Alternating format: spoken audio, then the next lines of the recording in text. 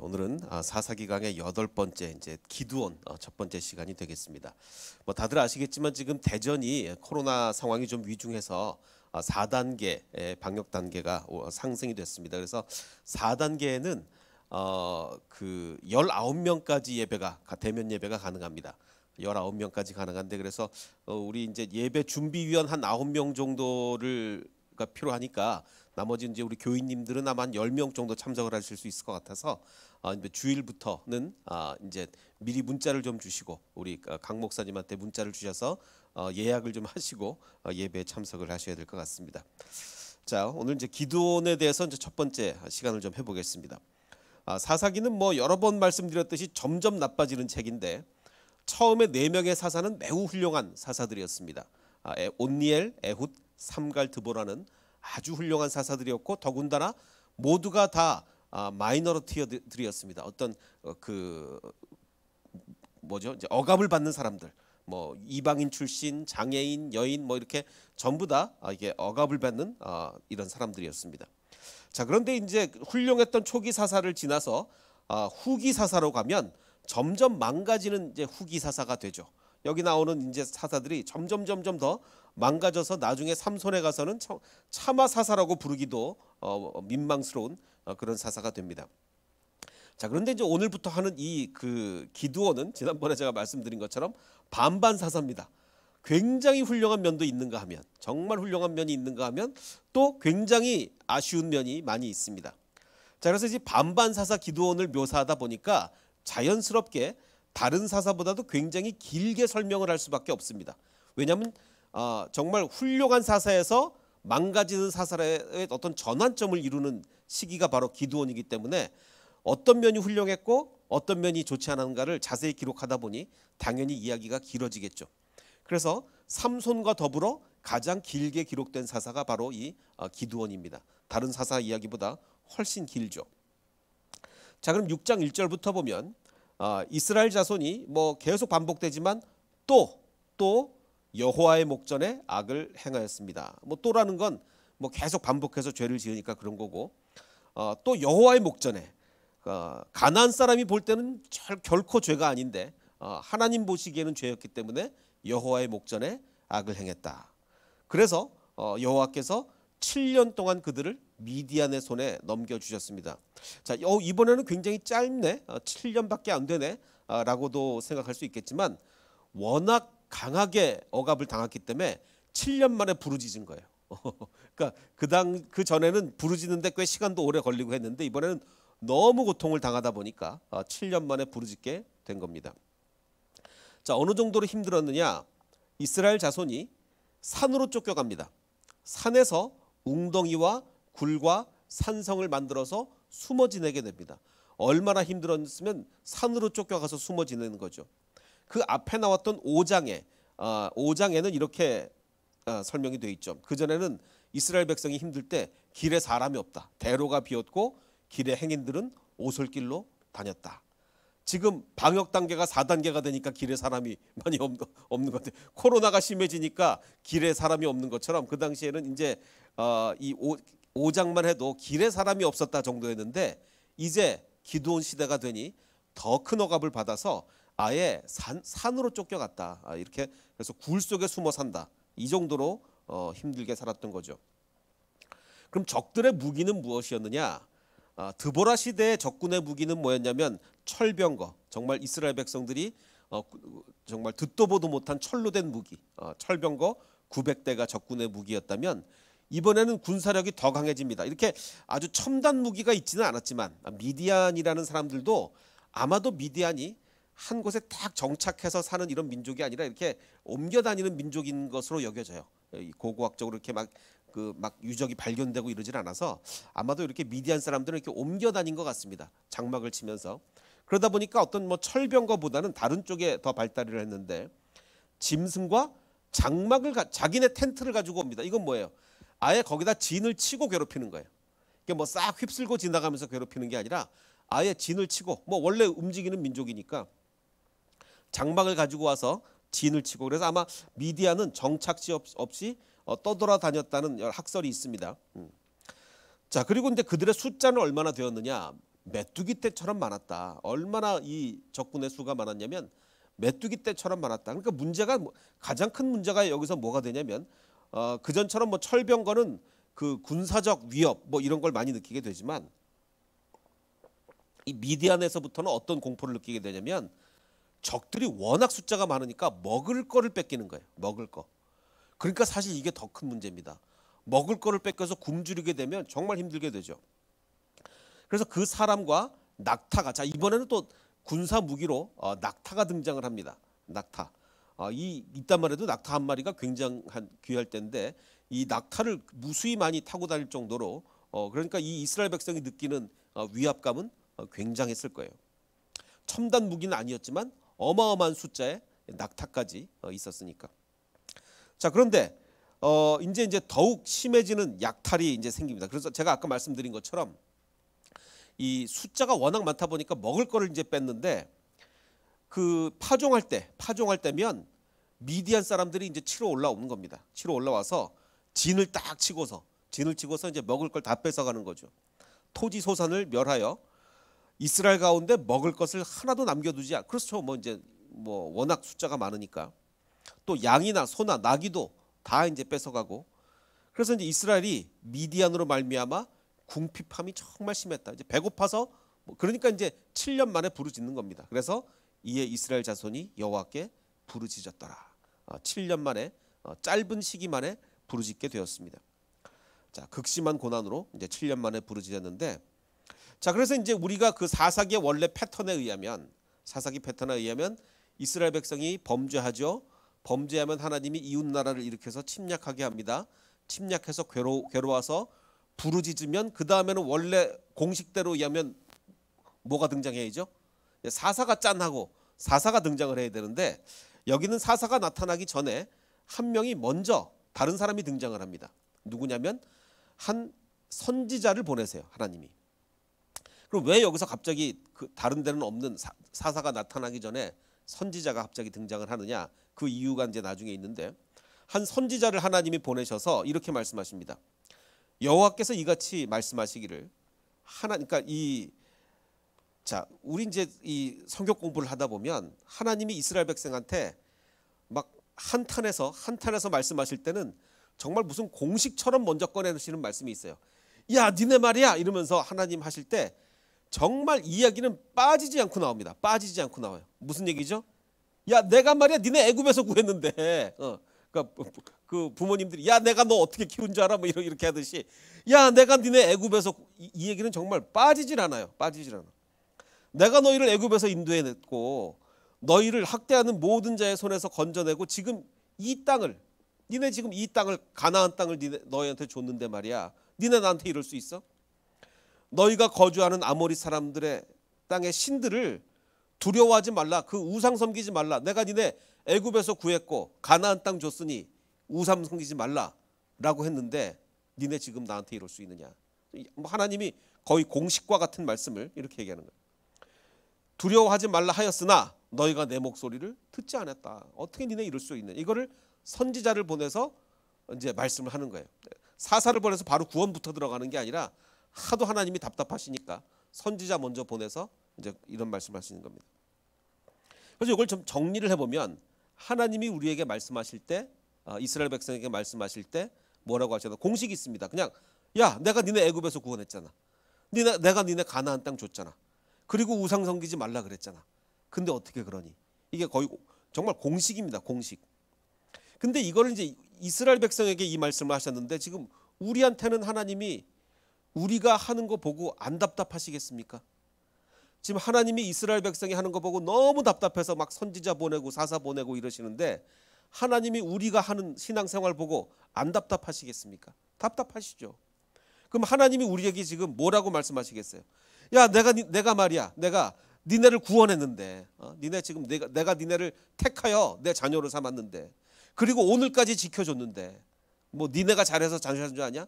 내가 오늘까지 니네 지켜줬는데 우상 섬기지 말라 그랬는데 니네는 맨날 지금 돈의 우상 섬기고 맨날 그 명예의 우상 섬기고 니네 그럴 수 있느냐? 지금 하나님이 우리한테 이렇게 말씀하시는 거죠. 자 그래서 이제 그 선지자가 말하기를 니네 그 가나안 신을 두려워하지 말라고 내가 분명히 얘기했는데 너희가 내 목소리를 듣지 않았다. 그러니까 이제 선지자의 말이 여기서 이제 끝나는 겁니다. 자, 그러면 하나님이 이스라엘 백성에게 선지자를 보내서 야, 내가 이랬는데 니네가 내 말을 듣지 않았다 라고 선지자가 얘기를 하면 이스라엘 백성이 반응이 있어야죠. 반응. 뭐 어떤 반응을 했을까? 막 회개를 하든지 뭘 하든지 하여간 반응이 있어야 되는데 이게 이제 10절인데 그럼 11절이 뭐냐? 그 다음 얘기가 뭐냐? 이스라엘 반응은 갑자기 기드온 얘기가 나옵니다. 기드온이 미디안 사람에게 알리지 않고 몰래 타작을 하려고 밀 타작을 포도주 틀에서 저기 숨어서, 밀은 저 밭에서 이렇게 타작해야 되는데 그러면 이제 밭에서 타작하면 뭐 다 보니까 저기 숨어서 조그만 포도주 틀에서 밀을 타작하고 있었다라는 얘기가 11절에 나와요. 그럼 뭡니까? 지금 이스라엘 백성이 선지자의 이야기를 듣고 뭐 회개든 뭐든 간에 반응을 했단 얘기입니까? 안 했단 얘기입니까? 반응을 안 했단 얘기예요. 아무 선지자의 외침에 아무 반응이 없었던 겁니다. 선지자가 정말 니네 이럴 수 있느냐? 하나님이 정말 이렇게 해주셨는데 니네 이럴 수 있느냐? 근데 반응 없이 기드온 얘기가 나오는 거예요. 야, 정말 이거는 한탄스러운 거죠. 자, 근데 기드온이 이렇게 밀을 포도주 틀에서 타작을 하고 있을 때 그때 누가 나타났느냐? 11장 처음부터 보면 11절 처음부터 보면 여호와의 사자가, 자, 그러면 아까 막 외친 건 누구였습니까? 선지자, 선지자가 나타나서 막 외쳤고 11절에 나타나는 사람이 아니고 여호와의 사자는 이 선지자가 아닌 다른 존재예요.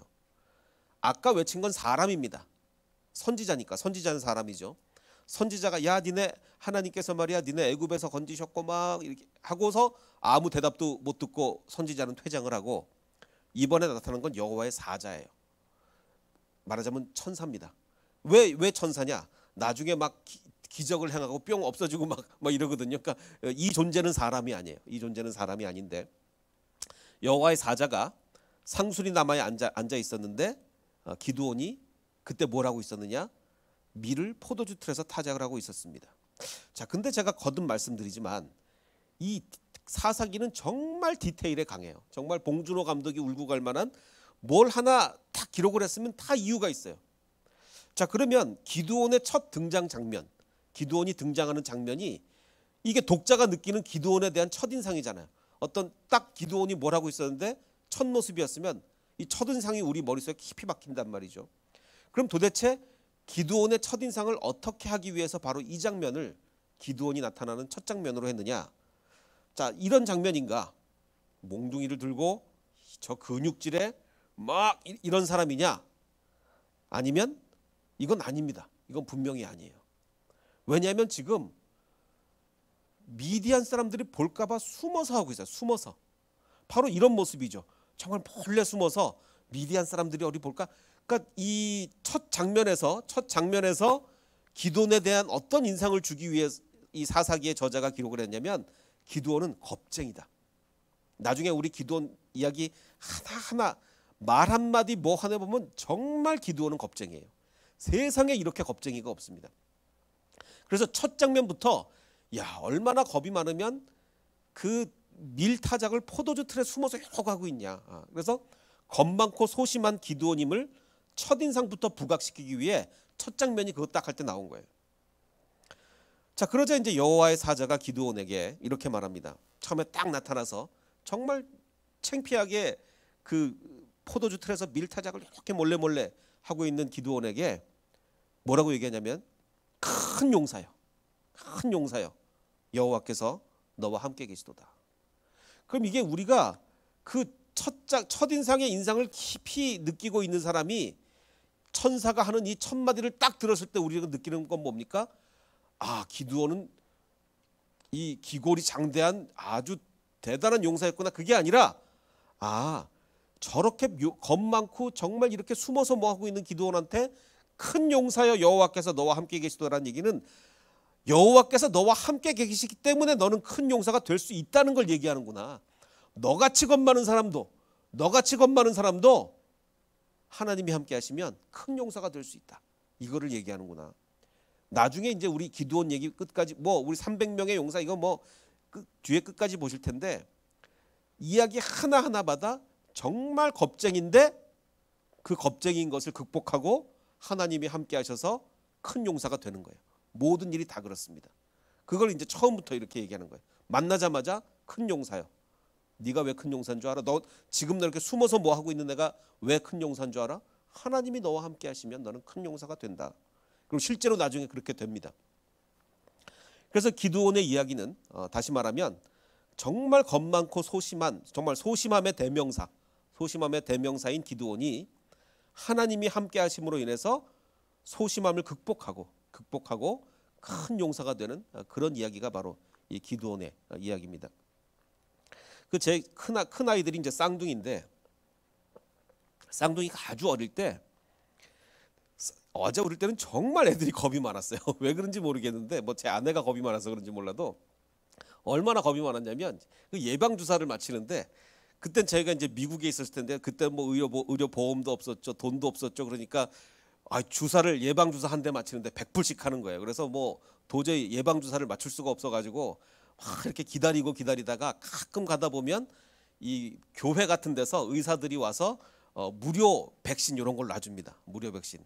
그러면 이제 아주 새벽에 가서 줄을 서야 돼요. 한 새벽 4시쯤 가서 애를 데리고서 이제 막 줄을 뭐 하루 종일 서 있으면 아침에 이제 딱 의사들이 와서 이제 이 가난한 아이들을 위해서 이렇게 무료로 백신을 놔줍니다. 그래서 이제 뭐 새벽 4시부터 가서 줄 섰다가 이제 뭐 정말 간신히 이제 백신을 맞추는데 얼마나 정말 무서워서 애들이 막 이제 쌍두니까 둘이니까 한 명이 무서워하니까 다른 애는 또 더 무서워하고 막 상승작용으로 이렇게 겁 많은 애들이었는데, 애들이 정말 달라졌어요. 이 크고 나니 철이 들고 나니까 도대체 아무리 아파도 아프단 얘기도 안 하고, 아무리 힘들어도 힘들단 얘기도 안 하고. 제가 정말 놀랐던 게 이제 한국에 이제 고등학생 때 한국에 왔으니까 뭐 좀 얼마 적응하는데 힘들었겠죠. 이제 뭐 태어나서부터 뭐 한국에서 태어나긴 했지만 계속 외국에 있다가 고등학교 때 한국에 왔으니 얼마나 힘들었겠어요. 근데 저는 힘든 걸 전혀 몰랐는데 나중에 이제 대학교 갈 때 자소서 쓴 거를 이렇게 보니까 얼마나 힘들었는지 그 얘기가 있더라고요. 전 처음 알았어요. 우리 애들이 이게 한국에서 오면서 이렇게 힘들어했었구나. 근데 그거를 부모한테 한마디도 안 한 거예요. 힘들어한 거를. 그러니까 지금도 군대에서 힘든다는 얘기 한마디도 안 하는데 이게 진짜로 안 힘든 건지 정말 너무너무 잘 참아서 있는 건지 그건 잘 모르겠어요. 어쨌든 그렇게 겁 많고 정말 예방주사 한번 난리를 치던 애들이 이렇게 정말 오히려 지금 걱정되는 게 힘든데 얘기 안 하는 게 아닌가 이렇게 걱정될 정도로 이렇게 됐는데, 기드온은 그 전환보다 100배 1000배 더합니다. 왜냐하면 자 생각해 보세요. 정말 나중에 보시겠지만 이렇게 겁이 많고 정말 겁 많은 사람이 300명 데리고 어마어마한 대군을 무찌르러 간다는 게 말이 됩니까? 말이 있을 수가 없는 일이죠. 그 일이 이루어진다는 거예요. 왜? 하나님이 함께 하시니까.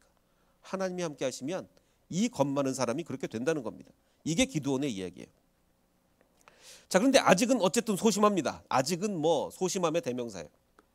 그 소심한 기드온이 천사의 얘기를 듣고 항변을 하는데, 아까 선지자가 외쳤던 그 말과 무엇이 같고 무엇이 다른지를 한번 비교해 보십시오. 자, 아직은 소심한 기드온이 이렇게 얘기합니다. 기드온이 천사한테 대답하는데, 오 나의 주여. 근데 여기서 말하는 주는 아직 천사인지 아닌지 잘 헷갈려요. 잘 몰라요. 왜냐면 나중에 진짜 천사인 줄 알고 화들짝 놀라기 때문에 아직은 저 사람이 뭐 어떤 사람인지. 근데 일단 뭐 자기보다 어른 같으니까 주라고 하는 거예요. 옛날 사람들 다 주라고 했으니까 그냥 그 어르신 뭐 이런 뜻이죠. 나의 주여, 여호와께서 우리와 함께 계시면 어찌하여 이 모든 일이 우리에게 일어났나이까. 아까랑 굉장히 다르죠. 지금 천사가 한 얘기는 그 선지자가 한 얘기는 여태까지 있었던 모든 일은 하나님이 함께 하셔서 가능했다. 애굽에서 탈출했지, 가나안 땅 정복했지. 이 모든 일은 여태까지 이 모든 일은 하나님이 함께 하셨기 때문에 가능했다라고 얘기하는데, 지금 기드온은 정반대로 하나님이 함께 하시면 어찌하여 이 모든 일이 생기겠습니까? 라고 얘기하는 거예요. 우리 조상들이 일찍이 우리에게 이르기를 하나님이 우리를 애굽에서 이끌어냈다라는 얘기는 내가 옛날 얘기로 들었습니다. 옛날 얘기. 저기 호랑이 담배 먹던 시절에 우리 조상들이 할아버지들이 옛날 얘기를 들려주시더군요. 호랑이 담배 먹던 시절에 우리가 애굽에서 탈출했다고 그렇게 얘기를 하시더군요. 그런데 문제는 여기서부터 문제죠. 그 모든 이적이 지금 어디 있습니까? 지금은 보니까 전혀 기적이 없네요. 호랑이 담배 먹던 시절엔 뭐 홍해도 갈라지고 했다는데 지금은 아무 일도 없네요. 이제 여호와께서 우리를 버리신 거 아닙니까? 여호와께서 우리를 버리사 미디안의 손에 우리를 넘겨주신 거 아닙니까? 그래서 어찌하여 이 모든 일이 우리한테 지금 이런 핍박과 압박이 있을 수 있겠습니까? 선지자가 말하는 것과 뭔가 비슷한 것 같긴 한데 완전 다르죠. 완전히 다릅니다. 자, 그래서 선지자의 외침은 뭐였냐면 하나님이 애굽에서 구원하셨다. 가나안 땅을 주셨다. 그리고 우상 섬기지 말라고 하셨다. 그런데 너희가 내 목소리를 안 들었다. 그래서 니네가 지금 이 고생을 하는 거다. 이게 선지자의 외침이고 기드온의 주장은 이겁니다. 어떻게 보면 선지자의 외침에 대한 답이에요. 애굽의 이야기 뭐 듣기는 들었다. 호랑이 담배 먹던 시절에 그랬다고 듣긴 들었다. 그런데 지금은 보니까 기적이 하나도 없구나. 왜? 하나님이 이제 우리를 옛날엔 돌보셨는지 모르겠는데 지금은 기적이고 뭐고 하나도 없고 하나님이 우리를 넘기셨다. 이렇게 얘기하는 거예요. 자, 그런데 보십시오. 핵심이 어디가 있냐면 선지자의 외침은 너희가 내 목소리를 안 들어서 지금 이런 거야. 이고 기드온의 주장은 하나님이 우리를 넘겨주신 거야가 되어 있습니다. 자신들의 책임을 인정하지 않아요. 선지자들은 하나님이 너희한테 이렇게 잘해주셨는데 지금 너희가 우상을 섬겨서 그런 거야 라고 얘기하고 있는 거고, 기드온은 하나님이 옛날에는 잘해주셨는데 지금은 하나님이 우리를 안 돌보셔가 되는 거죠. 나의 현실 인식은 뭡니까? 여러분들 내가 정말 어렵고 힘들고 외로울 때 내가 주님께 불순종한 것이 없는가를 생각하십니까? 아니면 하나님 나한테 왜 이러십니까? 하나님 이렇게 생각하십니까? 나의 현실 인식이 어떤 것인지를 우린 분명히 생각해 봐야 돼요. 14절을 보면 여호와께서 이제 천사를 통해서 말씀하시는 거죠. 여호와께서 그를 향하여 이르시되 너는 가서 너의 힘으로 이스라엘을 미디안의 손에서 구원해라. 아니, 지금 생각해 보십시오. 하나님이 우리 팔아넘긴 거 아닙니까? 하나님이 지금 우리 안 돌보시는 거 아닙니까? 이렇게 지금 항변하고 있는 기드온에게 그게 아니라 뭐 잘 설명을 해서 기드온이 그렇군요. 뭐 이 정도 알게 되면 오케이, 이제 됐지? 그러면 넌 가서 싸워라. 이게 아니라 하나님이 지금 우리를 안 도와주고 지금은 기적도 없고 옛날에는 기적이 있었다는데 지금은 기적도 없고 아무것도 없고 지금 뭡니까? 이러고 있는데 하나님이 너는 가서 너의 힘으로 이스라엘을 미디안에서 구원해라 라고 하는 거예요. 자, 근데 여기 놀라운 이야기가 있는데 조금 더 한번 일단 보겠습니다. 내가 너를 보낸 게 아니야. 내가 너를 보냈으니까 너는 가서 구원을 해라 이거야. 이게 굉장히 중요한 얘기입니다. 지금 기드온이 미디안과 싸울 수 있는 이유는 기드온이 뭔가를 뭐 근육질 아니면 뭐 용사 이런 게 아니라 하나님이 보냈기 때문에 가능한 거예요. 그래서 지금 네가 뭐를 생각하든지 지금 너의 인식이 뭐든지 다 상관없어. 다 상관없고 내가 너와 함께 하니까 가라 라고 얘기하는 겁니다. 그러나 기드온이 당연히 이렇게 얘기하죠. 아니 주님, 내가 무엇으로 이스라엘을 구원하겠습니까? 내가 무엇으로? 근데 여기서 왜 내가 무엇이라고 했겠어요? 너의 힘으로 구원하라 그러니까 내가 지금 무슨 힘이 있어요 내가 라고 하면서 이렇게 얘기하는데, 보십시오. 나의 집은 말이에요, 므낫세 중에 극히 약한 집안이, 우리 집안이 일단 별로예요. 집안이 별로고 더군다나 나는 내 아버지 집에서 제일 작은 사람입니다. 근데 내가 무엇으로, 지금 하나님 너의 힘으로 가서 구원하라 그랬죠. 내가 무엇으로 가서 구원을 하겠습니까? 근데 여기서도 보면 얼마나 기드온이 엄살쟁이인지를 여기서 알 수가 있습니다. 왜 엄살쟁이냐? 나중에 이제 보면 기드온의 집안이 어떤 집안이냐? 자기네 집안에 우상과 우상의 제단이 있어요. 이 당시에 우상과 우상의 제단이 있다는 얘기는 최소한 그 동네 유지란 얘기입니다. 아무 집에나 우상과 우상, 물론 우상은 뭐 조그만 거 뭐 집집마다 있을 수 있는데 제단이 있고 막 그렇다는 얘기는, 그래서 그 집안의 우상을 파괴하고 나자 온 동네가 다 들고 일어나서요. 누가 이랬냐? 왜냐면 온 동네가 그 집에서 우상 섬겼거든요. 그러니까 집안의 이 동네의 유지란 얘기예요. 그리고 나중에 저 보겠지만 소도 한 마리 소가 있는 게 아니라 여러 마리 소가 있어요. 옛날에 소가 여러 마리면 요즘으로 치면 자동차 여러 대 굴리는 거나 마찬가지. 굉장히 부잣집이에요. 그런데 지금 엄살 떠는 거예요. 이 겁쟁이니까. 이게 우리 집안이 이렇게 뭐 약한 집안인데 이거 되겠느냐. 정말 겁이 많은 사람의 생각이죠. 근데 여기서 정말 중요한 한 단어가 있습니다. 정말 중요한 한 단어. 그게 뭐냐면 바로 제가 요 위에 두 번째 줄에 보면 밑줄을 쫙 그어놨는데 너의 힘인데 그냥 너의 힘이 아니라 뭐냐? 그냥 너의 힘이 아니라 이 너의 힘입니다. 이 너의 힘. 히브리어로 제. 이 너의 힘. 그냥 너의 힘과 이 너의 힘은 완전히 달라요. 자, 그러면 여기서 말하는 이 너의 힘, in this might of yours. 도대체 this might는 뭐냐? 이 힘은 뭐냐? 보기를 드리겠습니다. 이거겠습니다. 지금 몰래 밀을 포도주 틀에서 타작하는 그런 비겁하고 힘없는, 이건 아니겠죠. 하나님이 우리를 지금 적의 손에 넘겨준 거 아닙니까? 지금 기적도 없이 지금 하나님이 우리 파신 거 아닙니까? 이런 것도 아니겠죠. 자기 집은 지금 유력자 집안인데 소도 여러 마리고 막 우상의 제단도 있고 뭐 아주 그야말로 잘 사는 집안인데 우리 집안을 극히 약하다고 하는 이런 겁쟁이 엄살쟁이 힘도 아니겠죠. 그럼 이 너의 힘은 무슨 힘이겠습니까? 큰 용사여 여호와께서 너와 함께 계시도다. 이제는 너한테 힘이 있다는 얘기예요. 이제는 힘이 있다. 그러니까 이 너의 힘, this might of yours, 이걸 가지고 나가라 라고 얘기하는 거죠. 그래서 여기서 말하는 이 너의 힘은 하나님이 함께 하시는 힘입니다. 그래서 여기 한 단어, 이 제라는 히브리 단어가 굉장히 중요한 의미를 가지고 있는 거예요. 그래서 16절에 보면 여호와께서 그에게 이르시되 내가 반드시 너와 함께 하리니. 지금 하나님이 이야기하시는 거는 계속해서 내가 너랑 함께 한다는 게 밖에, 큰 용사여 네가 왜 큰 용사냐? 내가 너와 함께 하니까 라고 얘기하신 다음에 16절에서 또 얘기해요. 여호와께서 그에게 이르시되 내가 반드시 너와 함께 한다. 그러니까 그 힘으로 가서 싸워라 라고 얘기하는 거죠. 네가 미디안 사람 치기를 한 사람 치듯이 해결될 것이다. 그래서 이 기드온 이야기를 하나의 부제를 달자면 이렇게 달 수 있을 거예요. 겁쟁이에게 하나님이 임하실 때 그때 일어나는 역사, 바로 이게 기드온 이야기입니다.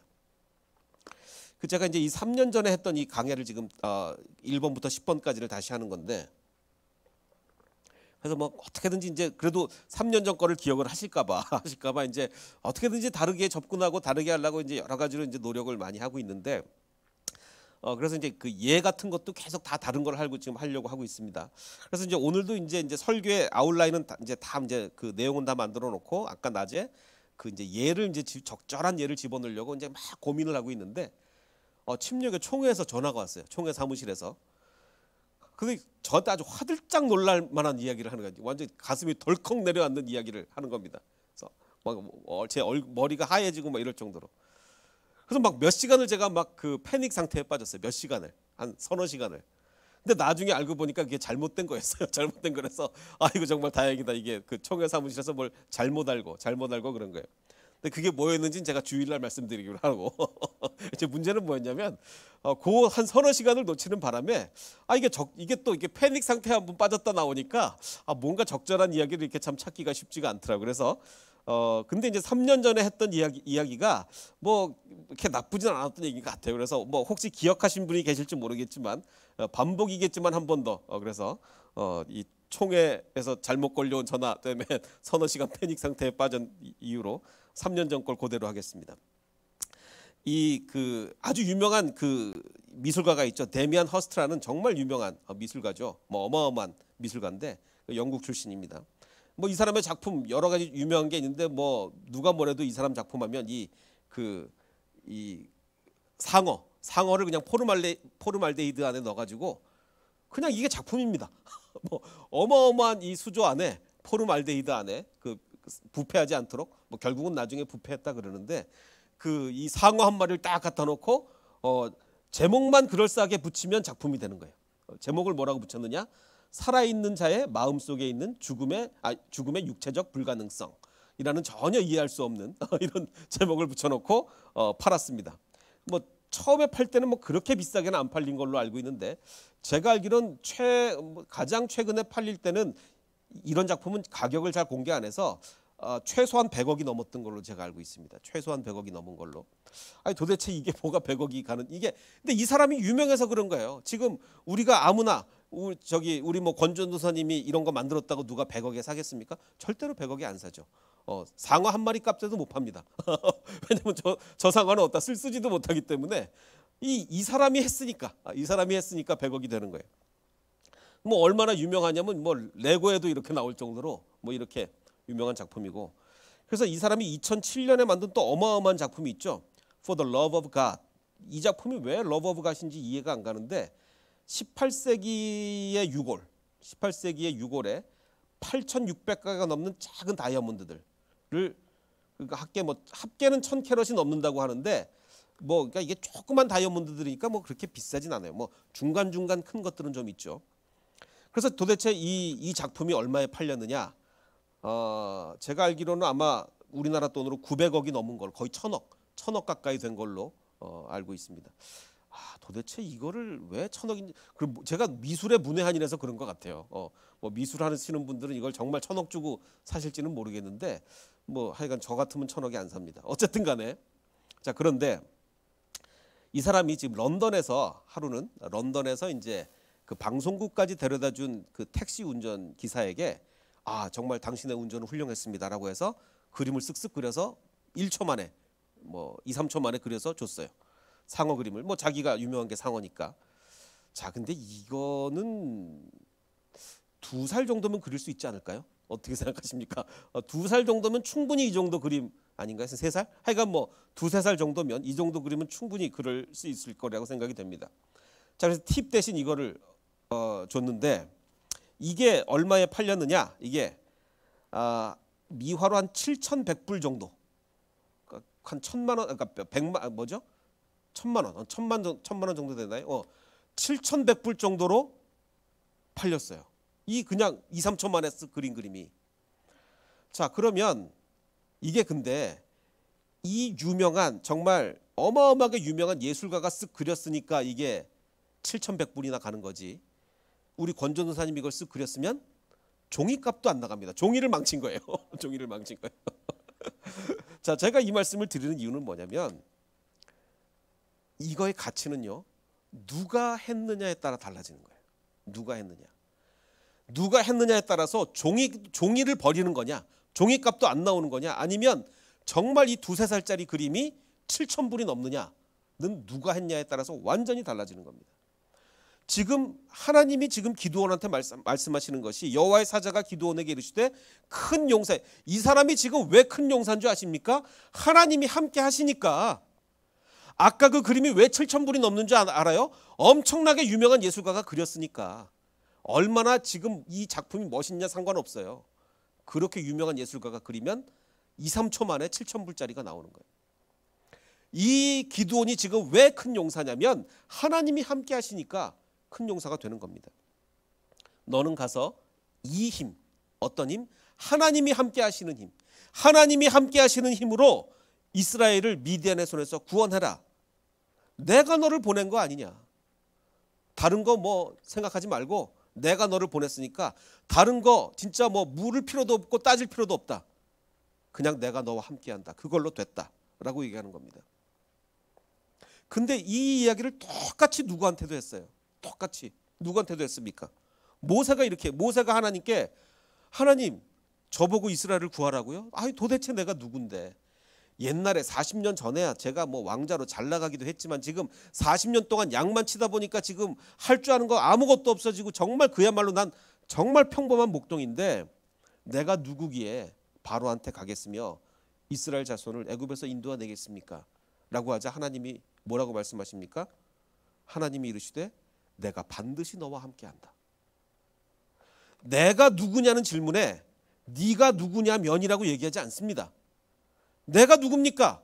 네가 누구냐면 너 옛날에 배운 게 많잖아. 너 왕자일 때 많이 배웠잖아.가 아니라 제가 누굽니까? 내가 너와 함께한다. 지금 이 기드온도 마찬가지예요. 큰 용사입니다. 왜 큰 용사죠? 하나님이 함께 하시니까. 그러니까 이 너의 힘으로 가서 미디안의 손에서 구원하라는 말씀을 하실 수 있는 겁니다. 그래서 오늘 이 기드온의 말씀을 묵상하는 우리 모든 교인들의 마음속에 하나님이 나와 함께 하시면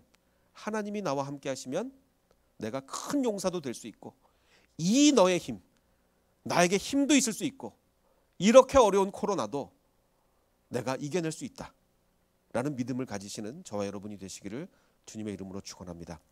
우리 찬양 함께 하실 때